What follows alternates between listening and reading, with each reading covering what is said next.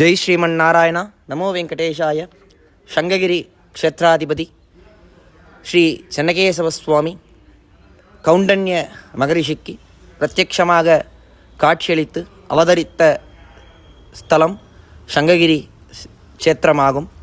சங்ககிரி க்ஷேத்திரத்தில் எம்பெருமான் 3 அவதாரமாக பிரம்மா, விஷ்ணு, மகேஸ்வரன் ஆகிய 3 அவதாரங்களையும் மகாவிஷ்ணுவாகவே ஸ்தாபிதம் செய்யப்பட்டு கௌண்டன்ய மகரிஷியால் பூஜிக்க செய்யப்பட்ட ஸ்தலம் சங்ககிரி ஸ்தலம்.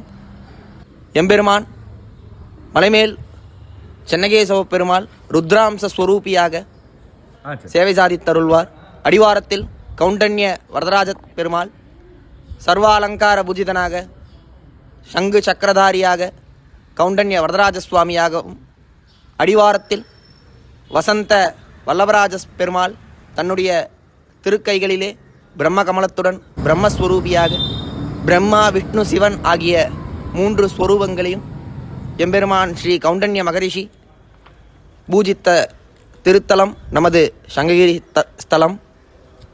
அருள்மிகு ஸ்ரீ வசந்த வரசித்தி தபாலாஞ்சநேயர் தன்னுடைய சதாசர்வ காலமும் ராம் ராம் ராம் என்ற ராமபக்தியினால் தன்னுடைய ராமபிரானுடைய சத்ருவான ராவணேஸ்வரனை இலங்கையை நோக்கி செல்வதால் இடது பாதங்களை முன்வைத்து தன்னுடைய வலது கரத்திலே ராமருக்கு சதாசர்வ காலமும் வெற்றியே கிடைக்க வேண்டும் என்பதற்காக ராம் ராம் ராம் என்ற ராமநாம ஜபத்தில், பொதுவாகவே ராமநாம ஜபத்தில் இருப்பவரையோ தியானத்தில் இருப்பவரையோ கலைக்கக்கூடாது என்ற காரணத்தினால் பக்தர்கள் அனைவரும் தங்களுடைய கோரிக்கைகள் அனைத்தையும் ஒரு காகிதத்தில் கடிதமாக எழுதி வைப்பது நமது சன்னிதானத்தின் வழக்கமாகும்.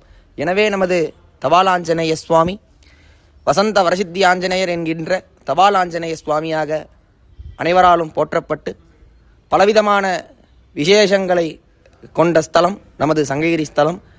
பக்தர்கள் அனைவரும் வந்திருந்து எம்பெருமானாகிய 3 மூர்த்திகளையும் தரிசனம் செய்து வாழ்வில் எல்லா வளமும் சகல சௌபாகியமும் பெற்று வாழ்வாங்கு வாழ சன்னிதானத்தின் சார்பாக அன்புடன் அழைக்கின்றோம். ஜெய் ஸ்ரீமன்னாராயணா நமோ வெங்கடேஷாய. ஜெய் ஜெய் ஸ்ரீராம்.